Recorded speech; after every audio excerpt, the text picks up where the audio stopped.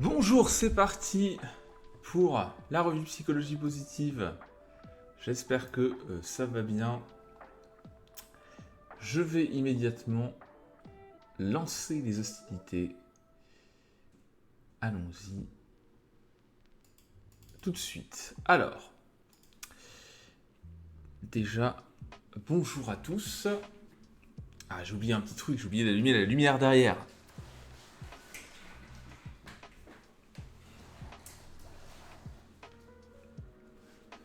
Voilà, c'est quand même plus sympa comme ça.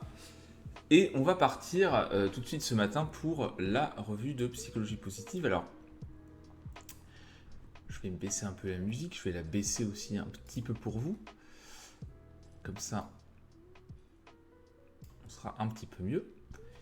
Et on va voir ce matin trois articles. Alors, il y a un article plutôt de vulgarisation. Je vais me recentrer un petit peu. Hop, un article de vulgarisation. Un article plutôt de... un article de vulgarisation et deux articles qui sont des articles de recherche. Donc, hop, je vais vous montrer tout ça. On va basculer sur la bonne scène et ça sera beaucoup mieux. Tac. Là, voilà la bonne scène. Il faut vraiment que je me mette un raccourci et ça ira mieux si je vous fais. Voilà. Donc, un premier article de vulgarisation sur l'introversion et l'extraversion et la durée de vie. Donc ça, c'est une première chose. Et ensuite, on aura un article sur les salaires et la satisfaction au travail. Et c'est un peu plus compliqué que gagner plus rend plus heureux, heureusement. Et ensuite, on verra un article qui est lié à la notion d'objet et d'espace ouvert versus objet espace fermé, comme aspect de personnalité et aspect constructif, etc. Donc je vais d'ailleurs je vais ouvrir le bon fichier, comme ça, hop, on aura les éléments surlignés. Et bien on va commencer tout de suite parce qu'il est déjà 8h26, je suis un petit peu en retard ce matin, je pensais être en avance, c'est comme d'habitude, c'est un petit peu compliqué. Et donc voilà, on va tout de suite lancer ça avec ce premier article. Je regarde juste un truc. Hop, par rapport à OBS.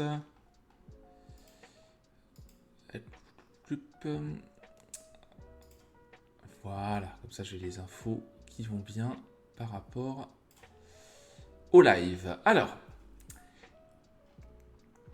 donc qu'est-ce qu'on a dans cet article sur l'introversion et l'extraversion? D'ailleurs, petite info, il y a un article, j'ai écrit un article qu'il faut que je finalise sur l'introversion et l'extraversion qui sera publié probablement durant le mois d'octobre, fin octobre, sur ce réalisé. Donc si ça vous intéresse, j'essaierai d'aller un petit peu plus dans le détail parce que c'est des notions qui reviennent souvent et c'est l'occasion un peu de creuser. Et donc là, on a quelque chose qui va dans le sens de l'article que vous pourrez retrouver bientôt sur le site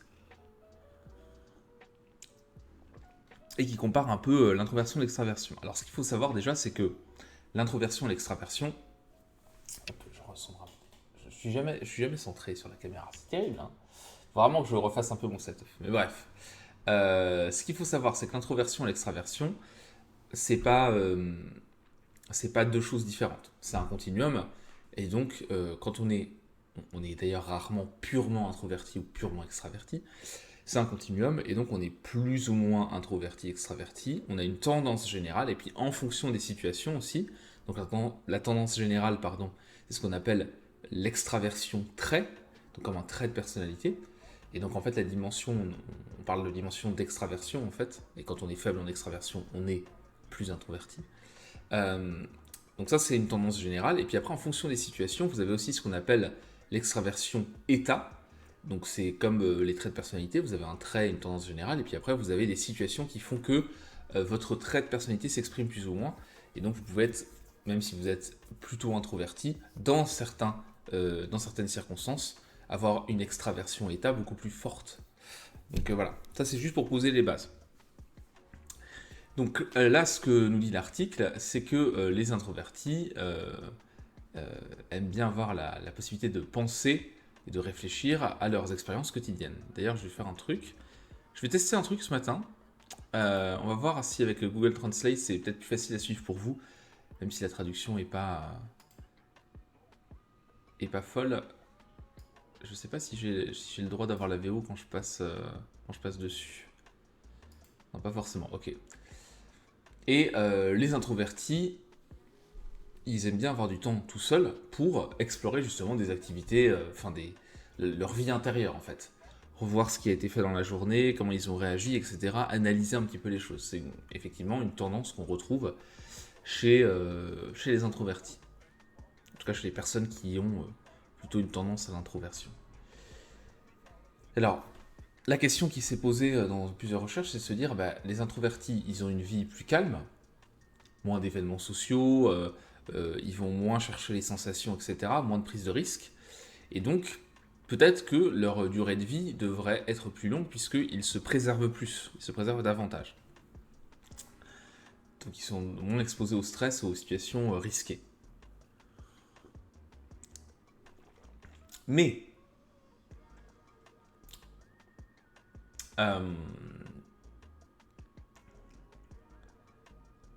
voilà, donc là c'est la même chose, hein, c'est bizarre hein, la traduction en français. Parfois j'ai lu l'article hier et il y a des petits changements, de retrouver les phrases en anglais. Mais donc il y a aussi le côté plus de sensations, plus de stress, plus de mise pas en danger, mais en tout cas de prise de risque. Et donc aussi physiologiquement, on a plus de rythme cardiaque plus élevé, etc. Donc peut-être qu'on pourrait se dire, à terme, ça pourrait avoir un effet négatif. Alors, moi j'ai envie de dire, évidemment j'ai lu l'article, mais à ce stade-là, on aura envie de dire aussi, peut-être que, comme pour l'activité physique, qui est un stress et qui est une activation physiologique du corps, qui consiste en tout cas une activation physiologique, hein, une excitation physiologique du corps, c'est quelque chose qui est bon pour la santé et la longévité. Donc, en même temps, c'est pas forcément négatif, cet aspect-là. Donc bon. Hop, je vais mettre... donc, la question c'est lié à ce côté, ok, introversion, extraversion et santé, qu'est-ce que ça donne ?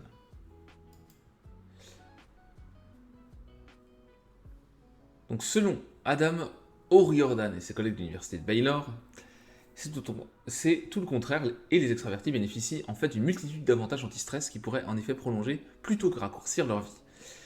Les personnes très extraverties ont un fonctionnement cardiovasculaire bien supérieur à celui de celles qui ont un faible niveau d'extraversion, donc les introvertis, hein, c'est un continuum je rappelle, potentiellement en raison de leur capacité à tolérer, à faire face de manière adaptative au stress physiologique. En sachant que c'est comme le sport, c'est-à-dire que quand vous faites du cardio régulièrement, vous avez une plus grande capacité à tanker, à absorber, à gérer un coup de rush où vous avez le cœur qui s'accélère. Vous avez plus d'endurance en fait. Donc, c'est pas déconnant. En fait, quand on réfléchit en termes de sport, alors même si le stress peut y avoir des choses négatives, etc., et que c'est pas une prise de risque, un stress social, etc., c'est pas comme une activité physique, mais bon, les activations en fait physiologiques sont similaires, donc en partie. Mais donc cet avantage de résister, de s'adapter au stress, c'est pas vrai dans tous les domaines pour les extravertis.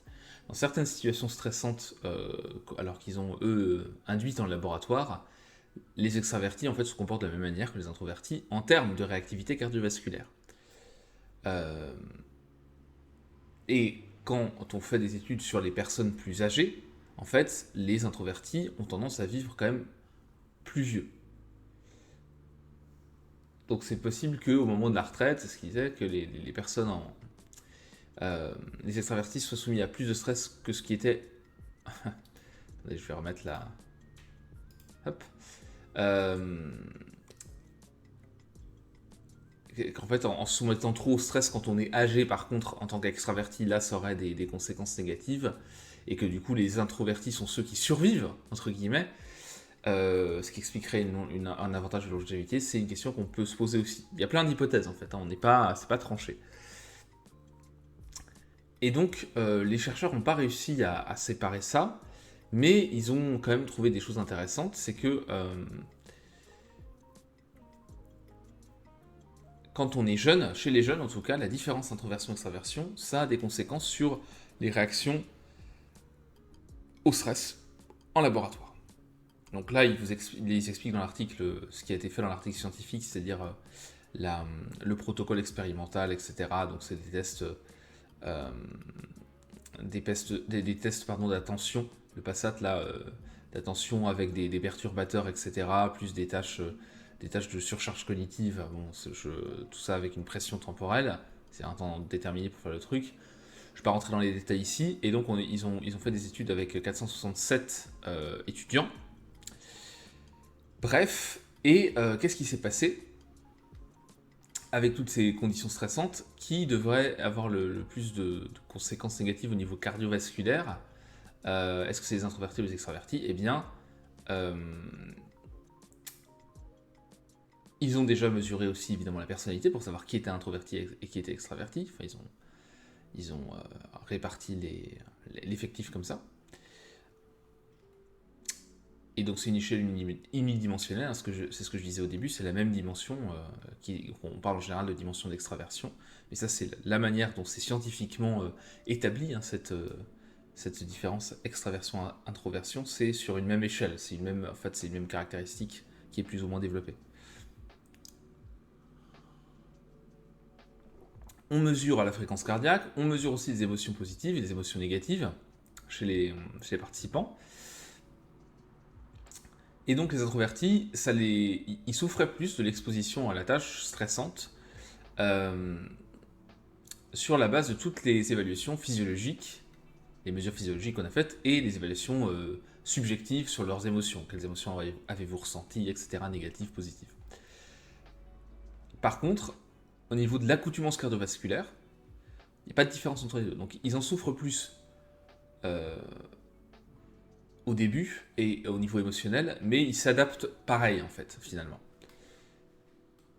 Ils s'adaptent aux exigences. Donc les auteurs disaient que la majorité des recherches antérieures sont cohérentes avec les résultats de l'étude actuelle, faisant état d'association inverse entre l'extraversion et la réactivité cardiovasculaire au stress psychologique. Pardon. Ils réagissent moins en fait, en termes de stress cardiovasculaire, les extravertis.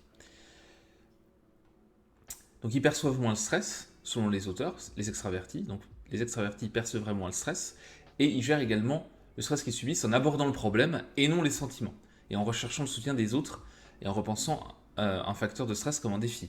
Donc en fait, les extravertis, aussi la différence par rapport au stress, c'est que non seulement ils le perçoivent moins, et quand ils le perçoivent, ils vont aller chercher des solutions externes, du soutien, ils vont en parler, ils vont externaliser. Les introvertis, ils vont chercher du soutien en interne, ils vont essayer de gérer le problème en interne.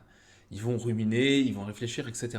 Ce qui peut ne pas du tout, en général même, réduire le stress. Ça peut même l'amplifier un petit peu.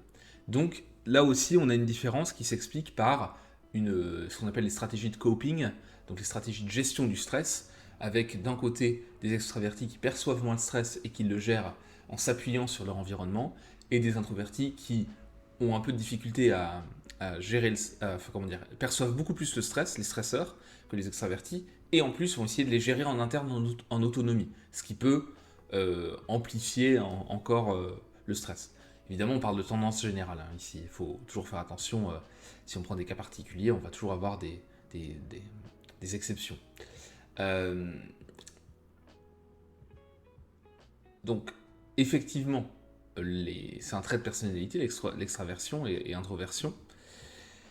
Mais il ne faut pas oublier que c'est un trait de personnalité parmi d'autres, que son expression dépend aussi des circonstances, et que donc ça ne veut pas dire que parce que vous êtes introverti, vous allez subir un stress fou toute votre vie et que vous allez vivre potentiellement moins longtemps, ou que parce que vous êtes extraverti, vous allez prendre des risques de fou malade, et que peut-être vous aussi vous allez mourir plus tôt, surtout si vous en prenez trop une fois que vous êtes dans les 60-70 ans. Voilà. Donc quelques pistes là qui sont conseillées par les auteurs pour gérer le stress. euh, c'est de recadrer. L'idée de cadrage, elle est importante à chaque fois quand on est sur la gestion du stress, c'est euh, les cadres de pensée, c'est est-ce que je vois la situation comme quelque chose où je suis en concurrence, où ça va être difficile, où je vais être, enfin, on va me juger, etc. Ou est-ce que je prends ça comme un défi, comme quelque chose d'amusant, ou comme quelque chose, comme une compétition amusante avec les autres, etc. Donc, en fait, il y a toujours une histoire de cadre de pensée. On a toujours une perception de la situation. C'est toujours l'exemple qu'on prend, c'est parler avec un PowerPoint dans une salle de réunion avec 15 personnes. C'est stressant parce qu'on a un cadre enfin, c'est stressant parce qu'on a un cadre psychologique, un cadre cognitif qui fait qu'on perçoit ça comme stressant. Quelqu'un qui, je sais pas moi, il y a 10 000 ans, un être humain, il aurait peut-être perçu ça comme stressant parce que c'est un environnement artificiel, mais pas parce que, voilà. Vous êtes la même personne qui fait une présentation alors qu'il n'y a pas d'enjeu de réputation, pas d'enjeu financier, de promotion ou autre, vous vous en fichez. Vous avez confiance en votre contenu, etc. Vous êtes beaucoup moins stressé. Donc il y a aussi toujours le cadre qui va jouer. Euh, Utiliser les indices aussi de notre corps pour mieux comprendre comment on fonctionne, ça c'est intéressant. Ça, après, c'est toutes les pratiques méditatives, le sport aussi, la régulation cardiaque, ça permet de... Parce que si vous faites jamais de sport et que vous avez le cœur qui s'accélère, c'est un signal plutôt de danger, de risque. Quand vous avez une activité sportive régulière, déjà votre rythme cardiaque au repos va avoir tendance à diminuer au fur et à mesure. Et donc, quand votre rythme cardiaque s'accélère, c'est une sensation que vous connaissez aussi, donc c'est plus facile à gérer. Et puis, externaliser, chercher du soutien, parler aux autres personnes pour essayer de comprendre aussi comment elles gèrent le stress, pour voir aussi que d'autres personnes dans les mêmes situations vivent la même chose. Ça permet de mieux gérer aussi les choses plutôt que d'internaliser et donc d'être dans des boucles un petit peu là-dessus.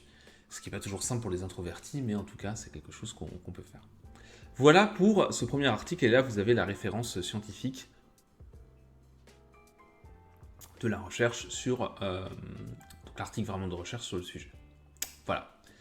Premier article fait. Maintenant, on va rentrer un petit peu plus dans le dur avec là directement des articles de recherche, parce que cette semaine, j'avais pas des tonnes de choses à vous proposer. Autant en août, on a eu des publications, autant là en septembre, c'est un petit peu plus calme. Donc voilà, on a 3 articles, mais ça va être suffisamment dense pour être intéressant. Alors, là aussi, on va voir avec la traduction en français, on va voir ce que ça donne. Donc un deuxième article sur la structure des salaires, perception de l'équité et satisfaction au travail. Donc là, l'idée des auteurs, c'était de comparer, de voir en gros l'impact sur la satisfaction au travail des salaires en tant que tels, des salaires comparés aux autres salaires de sa structure, donc son organisation, son entreprise, et comparés aussi au marché du travail. Je vous la fais simple. Et donc voir à quel point tous ces points de comparaison, toutes ces données, avaient un impact sur la satisfaction dans la vie et le bien-être. Et la satisfaction au travail, surtout. Et la satisfaction par rapport au travail. Par rapport au poste qu'on occupe. Donc, un peu de contexte. On sait qu'il y a un lien entre les revenus et le bien-être. Et on sait que la comparaison sociale, c'est quelque chose qui existe et qui a souvent plutôt des effets négatifs, mais qui peut avoir aussi des effets positifs. Et donc la comparaison sociale, voilà, ça peut avoir des effets négatifs. Là, par exemple, ce qui est dit ici, un revenu plus élevé des autres peut réduire son propre bien-être en raison d'une perte de position relative de statut social. C'est-à-dire, vous voyez en fait que des collègues, finalement, qui font... je vais le faire en caricatural. Des collègues qui en branlent pas une, qui ont parfois moins de responsabilités que vous, gagnent plus, eh bien, vous pouvez avoir une perte de bien-être, notamment en raison d'une perte de position relative et de statut social. Vous dites, ok, donc ça veut dire que je ne suis en fait pas considéré.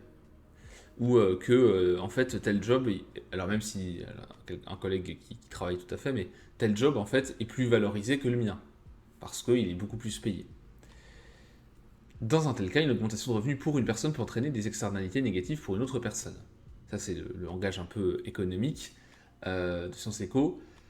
Vous augmentez quelqu'un dans votre entreprise, il y a des externalités négatives pour les autres potentiellement. C'est-à-dire que c'est pas juste une personne isolée que vous augmentez, qui va avoir des conséquences positives pour cette personne-là, c'est quelque chose qui peut avoir un impact sur les autres personnes de votre organisation, et de manière négative.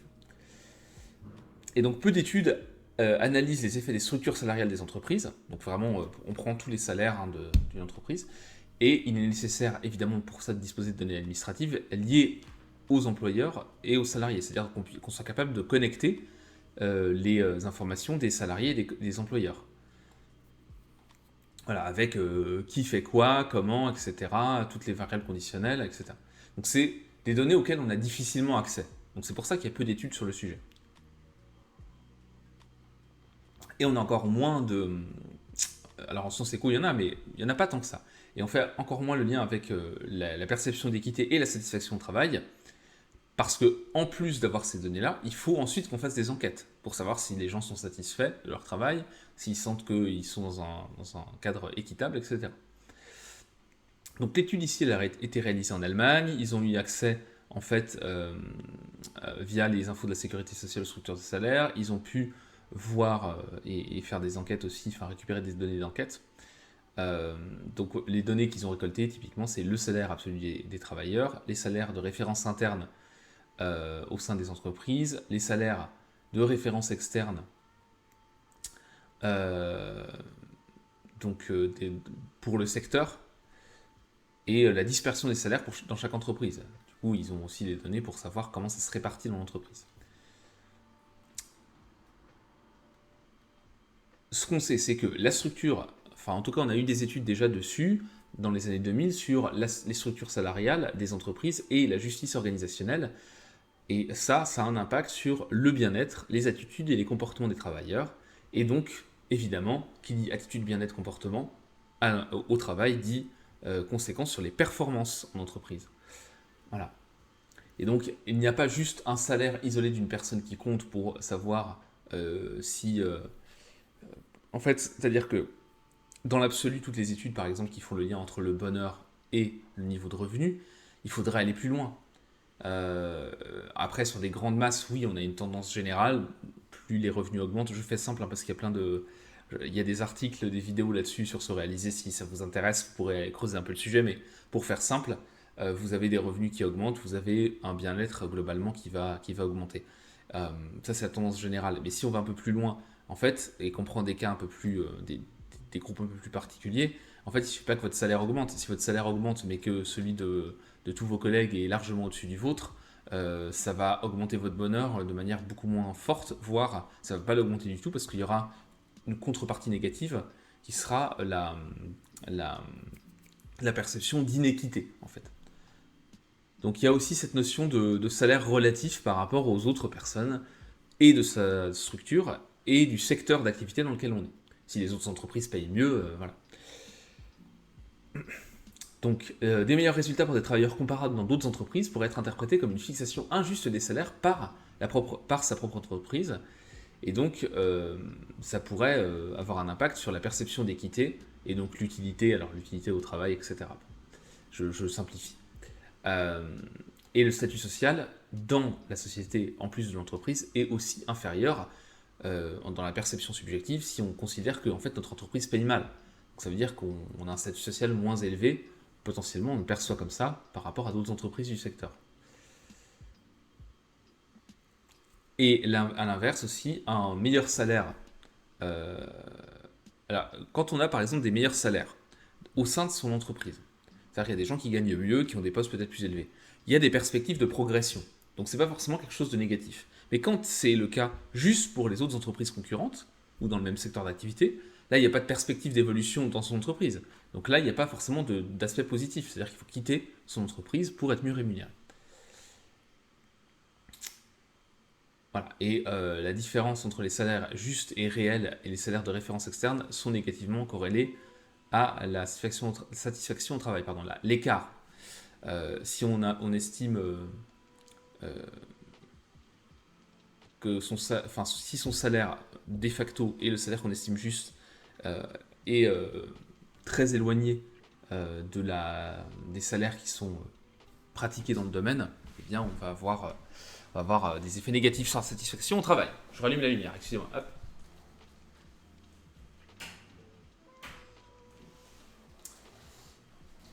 Petit problème électrique parfois ici.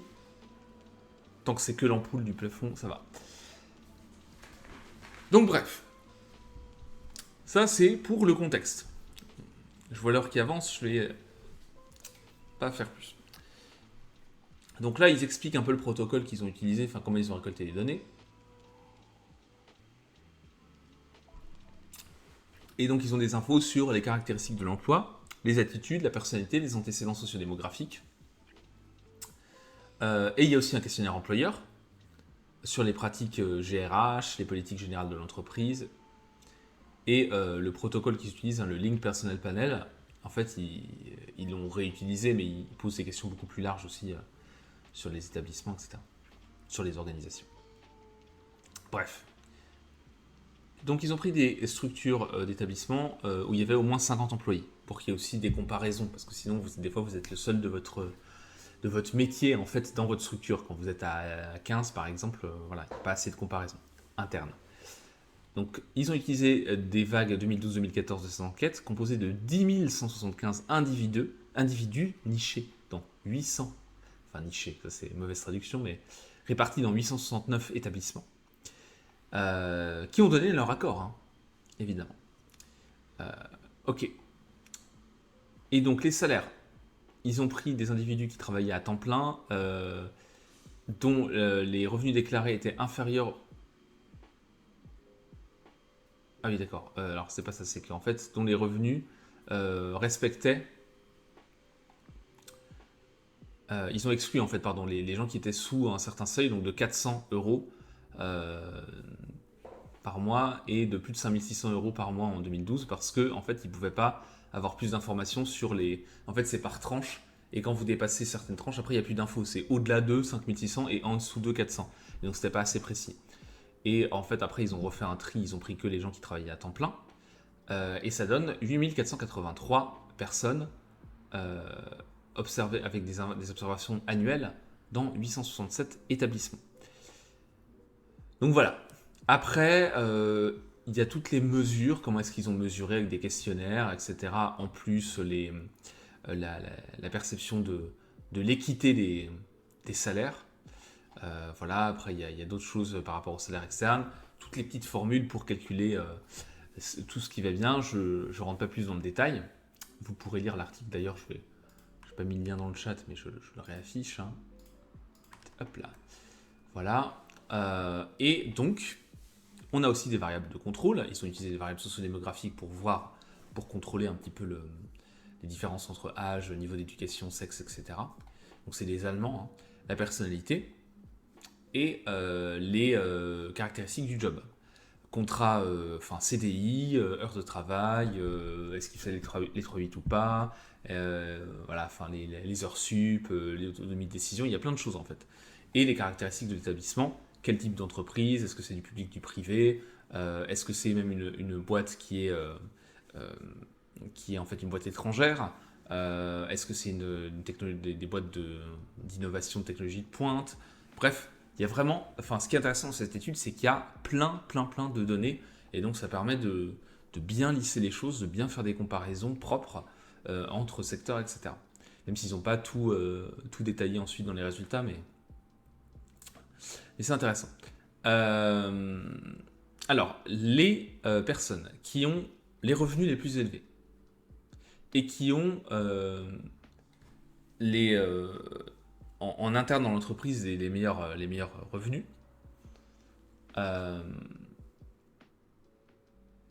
et qui font partie de l'entreprise avec les revenus, des collègues qui ont les meilleurs revenus, sont plus susceptibles de percevoir leur salaire comme juste, en fait.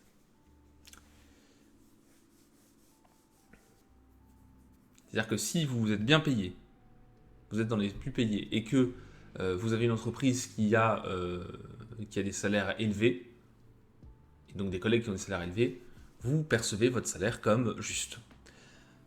De l'autre côté, en fait, ceux qui ont des salaires élevés par rapport au secteur, par rapport aux autres entreprises du secteur, alors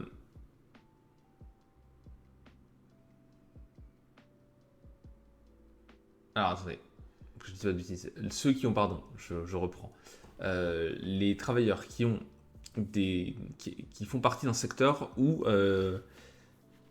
les revenus hors entreprise dans lesquels ils sont les plus élevés et pour lesquels la dispersion des salaires est la plus grande vont percevoir leur salaire comme moins juste. C'est-à-dire que si dans votre secteur il y a des salaires plus élevés que dans votre entreprise et qu'il y a une dispersion des salaires, c'est-à-dire une différence salariale très forte pour les mêmes postes,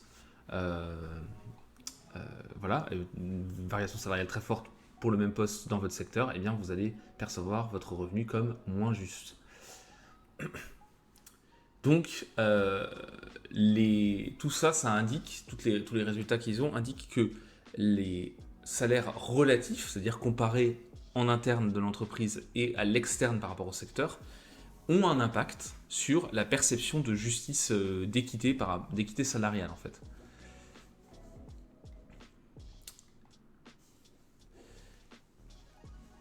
Donc en fait, comme à l'intérieur d'une entreprise, en fait, quand c'est à l'intérieur d'une entreprise, s'il y a des salaires plus élevés, il y a des perspectives d'évolution.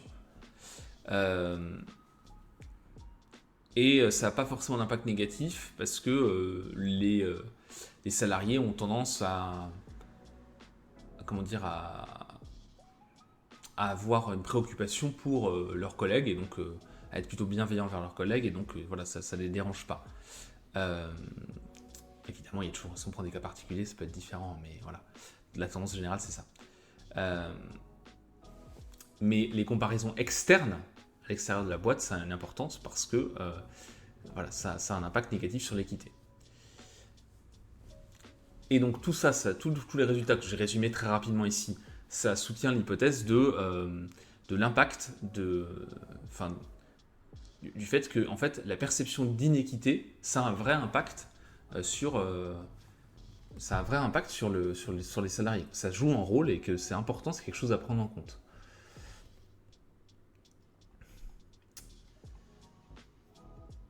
Alors, un salaire plus élevé en valeur absolue, c'est en général lié à une forte satisfaction au travail. Et un salaire de référence du secteur élevé est plus élevé que son salaire, est en général associé à une satisfaction au travail moindre.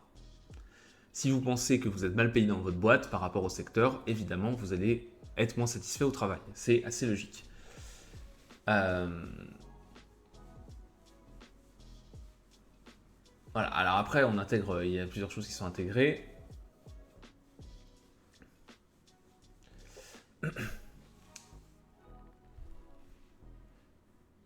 Et en fait, là, ce qu'ils expliquent, c'est que quand on intègre les perceptions d'équité, de salaire, etc., en fait, la satisfaction au travail, quand on va au-delà du simple salaire brut, en fait, on se rend compte, quand on fait les analyses statistiques, que c'est la perception de justice par rapport à son salaire, de fait de percevoir son salaire comme juste, en fait, équitable, décent, etc., pertinent.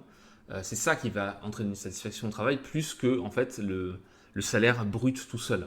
Parce que quand on combine les éléments et qu'on fait les régressions, on se rend compte que c'est plutôt cette notion-là d'équité qui est importante et qui a un rôle sur la satisfaction au travail plutôt que le salaire tout court, en fait.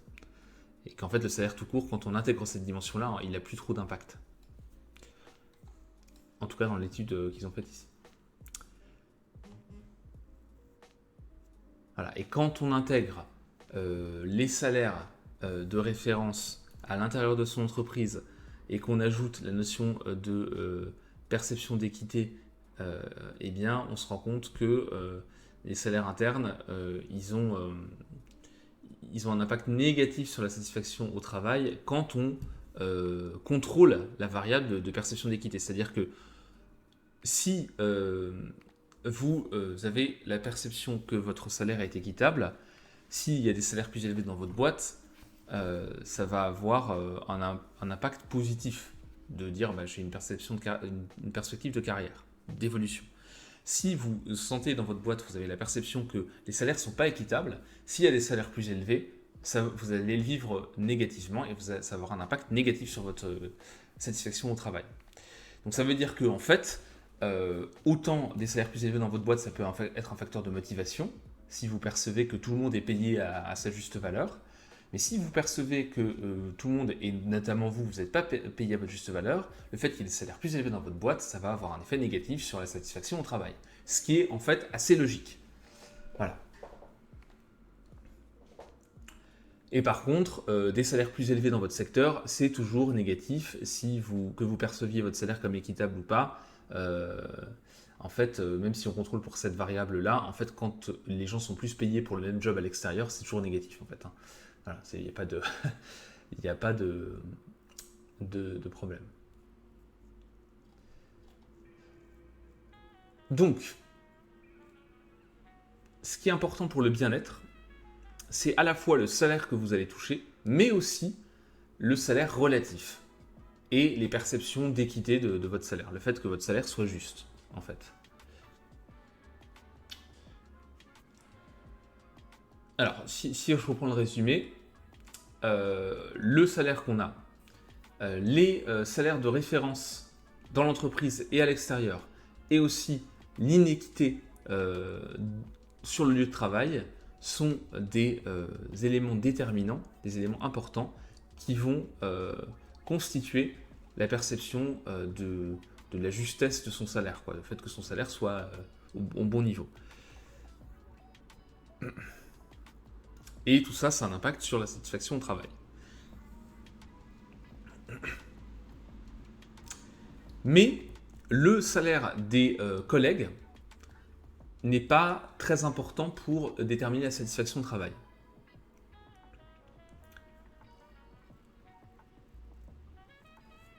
Ce qui contredit d'autres recherches précédentes qui avaient dit que, en fait, le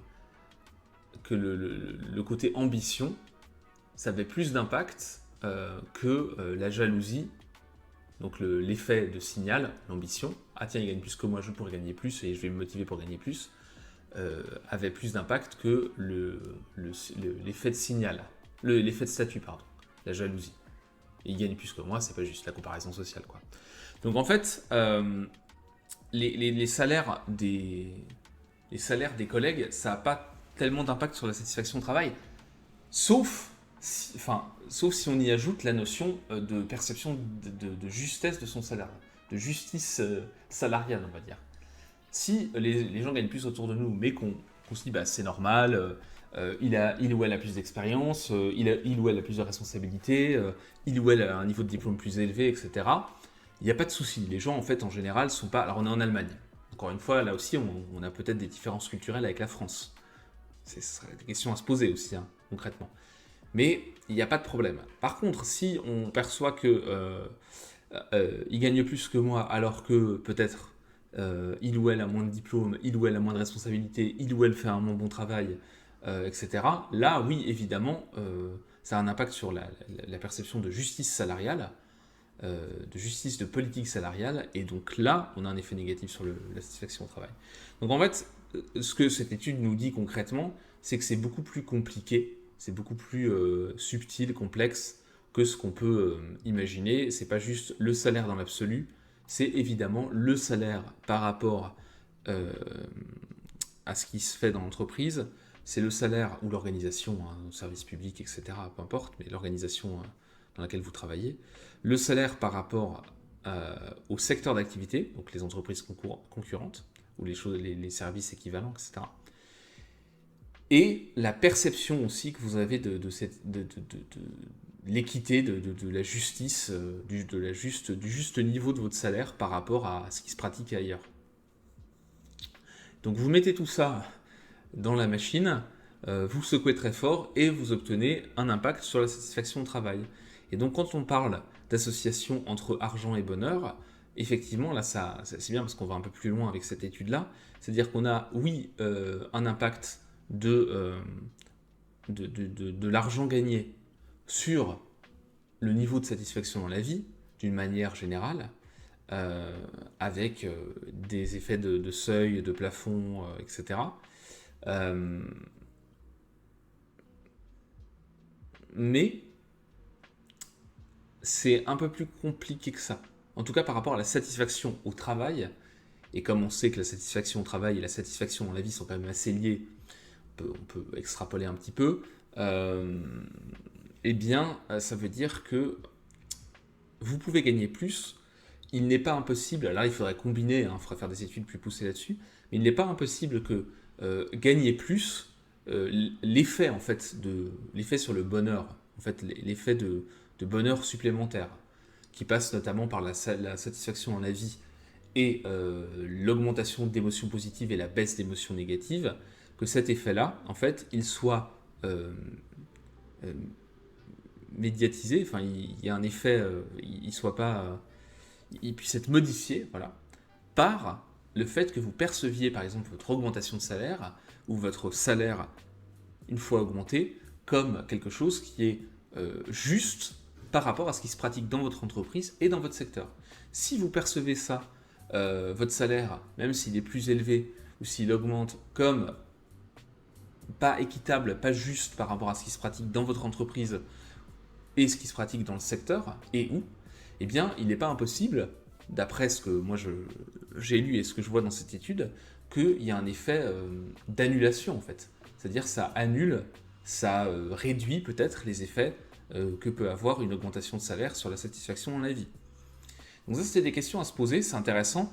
En même temps, quand on lit les résultats, et voilà, en parlant avec vous, évidemment, on se rend compte que c'est assez logique. Hein. Quand on prend des exemples concrets, on se dit, bah oui, évidemment, si je suis très bien payé, mais que tous les autres, si j'ai un salaire que j'estime satisfaisant pour vivre et que j'estime être bien payé, mais que je vois autour de moi ou dans mon secteur d'activité qu'en fait, bah, je ne suis pas si bien payé que ça, évidemment que ça réduit la perception de la satisfaction au travail. Vous considérez que votre employeur ne vous paye pas si bien que ça, donc vous êtes moins satisfait, donc vous êtes moins productif, etc. Et évidemment que ça a un impact quand vous n'êtes pas content au travail sur votre satisfaction dans la vie. Le travail étant une partie importante de notre temps d'éveil, notre temps de vie, c'est assez évident. Donc on peut avoir comme ça des effets qui vont modifier les choses, qui vont altérer les choses. Et encore une fois, c'est pas aussi simple que des associations toujours un peu brutes de bah si quand tu gagneras 5, 10, 15 000 euros par mois, tu seras nécessairement plus heureux. Il y a tellement d'autres paramètres qui rentrent en ligne de compte que c'est un peu plus complexe que ça. Sur les grandes masses, oui, en général, ça a quand même tendance à aider de gagner plus. Hein. Je ne veux pas non plus tomber dans l'extrême inverse. Hein. Il y a beaucoup de problèmes qui ne se posent plus quand on a un peu plus d'argent, clairement. Ne serait-ce que des problèmes d'alimentation, même de temps, parfois. Alors, au-delà jusqu'à un certain seuil, mais de possibilités de se changer les idées, de générer des émotions positives, de vivre des expériences enrichissantes personnellement, etc. Quand on a de l'argent, on a accès à un panel d'expériences beaucoup plus important. On peut déléguer des tâches qui nous prennent du temps et donc avoir plus de temps pour s'occuper de soi et pour se faire plaisir. On peut déléguer les tâches de ménage, on peut se faire livrer les courses, on peut faire plein de choses en fait quand on a de l'argent.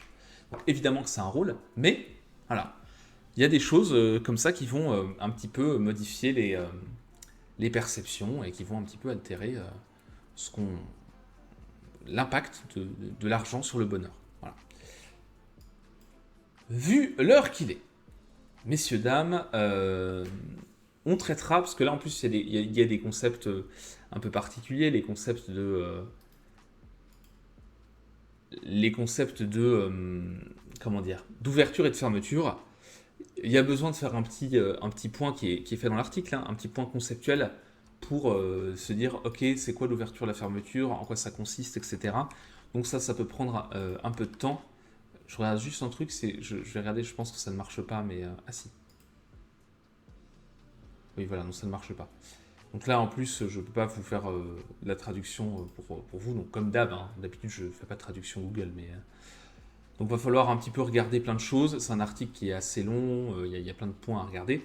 Donc ça, je le ferai la prochaine fois. Je le garde pour la semaine prochaine, au chaud. Surtout si, comme cette semaine, on n'a pas grand-chose de nouveau. En vrai, ça sera très bien. Je vais donc filer au travail, justement, parlant de satisfaction au travail. Et moi, je vous souhaite une très bonne journée. Et je vous dis au plus tard, à la semaine prochaine, jeudi matin, pour une nouvelle revue de psychologie positive. Voilà, passez une excellente journée et puis à bientôt. Ciao!